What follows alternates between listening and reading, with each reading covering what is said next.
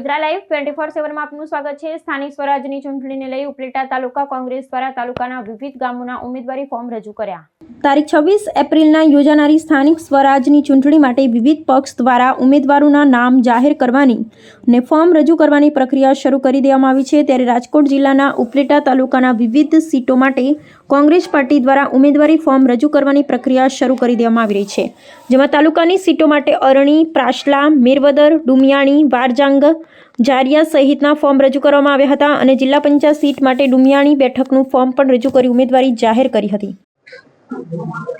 આજરોજ સ્થાનિક સ્વરાજની ચૂંટણીને અનુલક્ષી ઉપલેટા તાલુકા વિસ્તારના 18 સીટમાંથી ઉપલેટા તાલુકા કોંગ્રેસ સમિતિ દ્વારા અને ઉમેદવારોને લઈ અને Arani, પ્રાસલા, મેરવદરની seat, Dumiyani seat, વરજાંગિયા seat અને જિલ્લા પંચાયત ડુમિયાણીની સીટના આજે અમે ફોર્મ રજૂ કર્યા છે।